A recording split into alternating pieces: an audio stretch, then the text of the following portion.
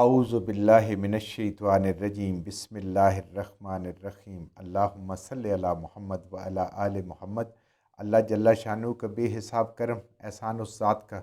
کہ جس نے ایک دفعہ پھر قرآن مجید سمجھنے کے لیے یہاں پہ ہمیں اکٹھا کر دیا۔ آج ہم انشاءاللہ 14واں پارہ سورہ حجر کی آیت نمبر 36 سے اپنا سبق شروع کریں، سورہ الحجر آیت نمبر 36 سے۔ اعوذ باللہ من الشیطان الرجیم بسم اللہ الرحمن الرحیم قال رب انظرنی الی یوم یبعثون۔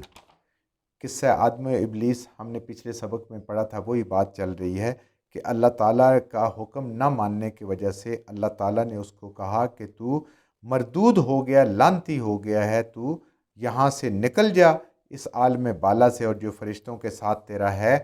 عبادت کر رہا تھا اللہ کی، اور تیرے اوپر پھٹکار پڑ گئی دن قیامت تک، یعنی کوئی اس کے معافی کی کوئی گنجائش نہیں، اللہ کی رحمت سے دور ہو گیا۔ آج اس دنیا کے اندر ہر انسان صرف اور صرف رب کی رحمت کی وجہ سے جی سکتا ہے، ورنہ تو ہمیں شاید یہ حشرات الارض بھی نہ جینے دیں، جنگلوں کی مخلوق بھی نہ جینے دیں، اور پتہ نہیں کتنے انسانوں میں ایسے ایسے شیطان موجود ہیں نہ جینے دیں۔ یہ اللہ کے فضل سے انسان کو امن اور سکون ملا ہے، تو اللہ نے اس کو اپنی رحمت سے دور کر دیا۔ تو شیطان نے کیا کہا؟ قال رب، شیطان نے کہا اے میرے رب، فانظرنی، تو پس تو مجھے مہلت دے، تو مجھے ڈھیل دے، وقت دے، الی یوم یبعثون، اس دن تک جب تو انسانوں کو دوبارہ اٹھائے گا، دوبارہ مبعوث کرے گا۔ دیکھیں اس کو یہ پتہ تھا کہ قیامت آنی ہے، حساب کتاب ہونا ہے، لیکن ایسا اس کے عقل پہ پردہ پڑا، تکبر نے اس کو ایسا ملیا میٹ کر دیا اس کے سارے کیے درے کو، کہ کہتے ہیں کہ جب تک انسان جس دن دوبارہ اٹھیں گے جی مجھے اس دن تک مہلت دے۔ اللہ نے کیا فرمایا؟ رب نے جلال میں آ کے فرمایا قال انک من المنظرین، جا دفع ہو جا مردود، تجھے اس دن تک تجھے مہلت دے دی گئی، جو تو مہلت مانگ رہا ہے وہ تجھے مل گئی، مہلت دے دی گئی تجھے، اللہ نے حکم کر دیا، مل گئی مہلت۔ کب تک؟ الی یوم الوقت معلوم، یہ یوم یبعثون نہیں، تمہیں یوم الوقت معلوم، جو اللہ کو وقت معلوم ہے، جب تک میرا اللہ چاہے گا تجھے وہ ڈھیل دیے رکھے گا، لیکن تجھے لمبی ڈھیل دے دی۔ لوگ آئیں گے، انسان آئیں گے، باقی مخلوقات، وہ اس کو موت آتی رہے گی، ختم ہوتی جائے گی، مگر ابلیس کو اللہ تعالیٰ نے قیامت تک، جب قیامت کا جو پہلا سور پھونکا جائے گا اس وقت تک اللہ نے اس کو مہلت دے دی، باقی مخلوق آتی جائے۔ اللہ نے کہا کہ مجھے وہ وقت معلوم ہے، کیونکہ اللہ کے علاوہ تو کسی پتہ ہی نہیں کب سور پھونکا جائے گا، اس وقت معلوم تک تجھے مہلت دے دیجیے گی، کر لے تو نے جو کچھ کرنا ہے، جو رب کی نافرمانیاں کرنی ہیں۔ قال رب، کہا شیطان نے، ابلیس نے، اے میرے رب، بما اغویتنی، اس کے سبب کہ تو نے مجھے گمراہ کیا، یعنی اس انسان کے سبب تو نے مجھے گمراہ کیا۔ اب دیکھیں یہ ہوتا ہے کہ اپنی غلطی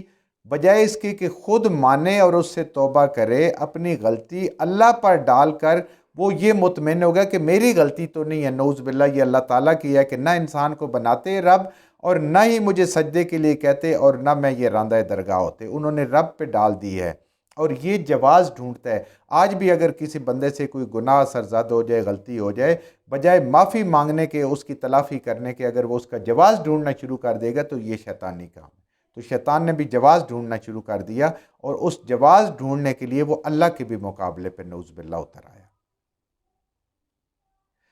اور دوسرا ہم نے پیچھے پڑھا ہے نا کہ آدم علیہ السلام، آدمی کی کیا پہچان ہے؟ کہ وہ اپنی غلطی کو فوراً مانتا ہے اور اپنے رب سے معافی مانگتا ہے۔ یہ ہوتا ہے، غلطی ہوگی انسان سے، لیکن رب سے معافی مانگے گا، اپنی غلطی کو مانے گا، اور آئندہ نہ کرنے کا اقرار کر کے اپنے رب سے معافی مانگے گا، اپنے رب کی رحمت کا طلبگار ہوگا، اپنے رب کے سامنے ہاتھ پھیلائے گا، جھولی پھیلائے گا۔ یہ ہے انسان۔ تو اس نے رب پہ ڈال کے اس نے کہا کہ اللہ تو نے مجھے اس آدم علیہ السلام کے ذریعے سے، انسان کے ذریعے سے تو نے مجھے گمراہ کیا، لَأُزَيِّنَنَّ لَهُمْ فِي الْأَرْضِ، تو میں اس زمین کو ان کے لیے دل فریبی پیدا کر دوں گا، زمین میں ان کا دل لگا دوں گا، یعنی اس دنیا کے اندر ان کا دل لگ جائے گا، اور ان کو دنیا بڑی خوبصورت نظر آئے گی، اور یہی سب کچھ نظر آئے گا، آخرت ان کو بھلوا دوں گا، فی الارض، اس زمین کے اندر رہتے ہوئے، لَأُغْوِيَنَّهُمْ أَجْمَعِينَ، اور میں لازماً ضرور بر ضرور ان سب کو گمراہ کر دوں گا، یعنی ان کو برائی اچھی نظر آئے گی، سب کے سب جتنے انسان ہیں ان سب کو ایسا کر دوں گا کہ یہ آخرت کو بھول جائیں گے اور دنیا بنانے میں لگ جائیں گے، دنیا میں نمبر 1 بننے کے اور بڑے بڑے عہدے اور مال اور سارے دولت اکٹھی کرنے میں لگ جائیں گے۔ کبھی ان کا دل نہیں بھرے گا اور ان کو اصل جو کام ہے، مقصد اس سے وہ بلوا دوں گا، اور ان کو برائی جو ہے اور ان کو جو کم تر چیز ہے وہ اچھی لگے گی۔ یہ دیکھ لیں کہ ہر انسان وہ شیطان کی زد میں ہے، ہر انسان شیطان کی زد میں ہے، اور جب تک اس کے اوپر اللہ کی رحمت، اللہ کا فضل نہیں ہوگا، تب تک وہ اس شیطان سے بچ نہیں سکتا، کیونکہ اس نے کہا ہے لَأُغْوِيَنَّهُمْ أَجْمَعِينَ، تمام انسانوں کو، پوری انسانیت کو میں گمراہ کروں گا، ان کی نسلوں تک گمراہ کرتا جاؤں گا، إِلَّا عِبَادَكَ مِنْهُ الْمُخْلَصِينَ۔ ہاں، یہ شیطان بھی مان گیا کہ مجھ سے صرف اے میرے رب وہ تیرے بندے بچیں گے تمام لوگوں میں سے، المخلصین، جو تیرے لیے خالص اپنے آپ کو کر لیں گے، جن کی توحید بھی خالص ہوگی، جن کا ایمان بھی خالص ہوگا، جن کا یقین بھی خالص ہوگا، جن کا توکل بھی خالص ہوگا، اور جن کا صبر بھی خالص اللہ کے لیے ہوگا، ہر چیز ریا سے پاک ہوگی، دنیا داری سے پاک ہوگی، اپنے رب کے لیے سارے اعمال کر رہے ہوں گے، وہ میرے اس چنگل میں نہیں آئیں گے۔ یہ شیطان بھی مانتا ہے۔ تو اللہ سے دعا کرنی چاہیے، یہ اور کوئی ذریعہ نہیں ہے کہ اللہ ہمیں اس کی چنگل سے بچا کے ان مخلصین میں داخل کری۔ اے اللہ، جو تیرے لیے خالص ہو جائیں، مخصوص ہو جائیں گے، تیرے چنے ہوئے بندے ہو جائیں گے، اور ان کا تیرے ساتھ تعلق ہوگا، بس صرف وہ رہ جائیں گے، باقی میں کسی کو نہیں چھوڑوں گا۔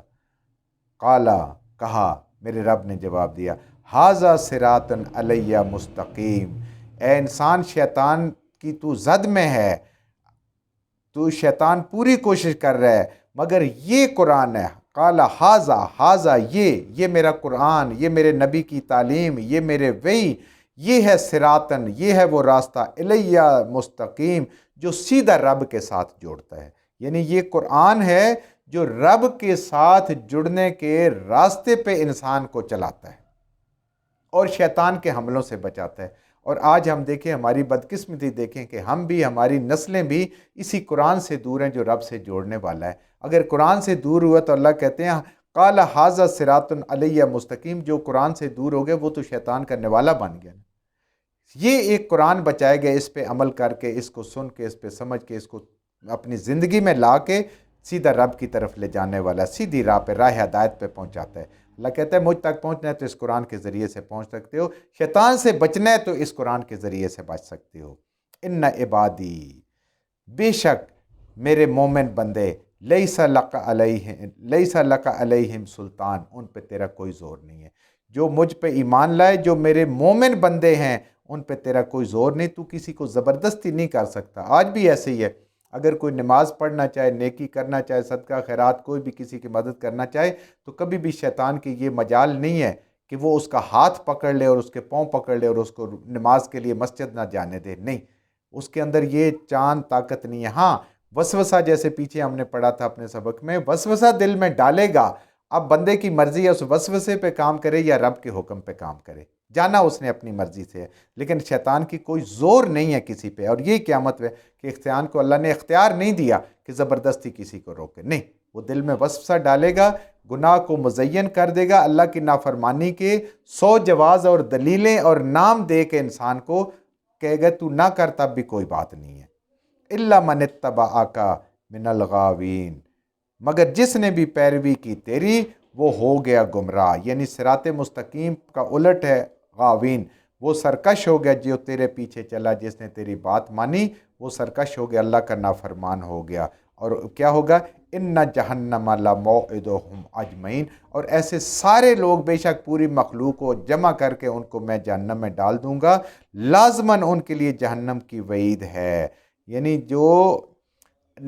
شیطان ہے وہ انسان کا بدخواہ ہے، وہ دشمن ہے، نبی جو ہیں وہ تمہاری خیرخواہ ہیں، اور وہ دشمن کی تمہیں پہچان کروا رہے ہیں، اس دشمن کی پہچان تمہیں قرآن کروا رہا ہے، اس دشمن کی پہچان تجھے نبی کریم صلی اللہ علیہ وآلہ وسلم کی مبارک سنت اور سیرت بتا رہی ہے۔ راہ نجات صرف ایک ہے، وہ اللہ کی بندگی کا ہے، باقی سارے راہیں جہنم کو جاتی ہیں۔ شیطان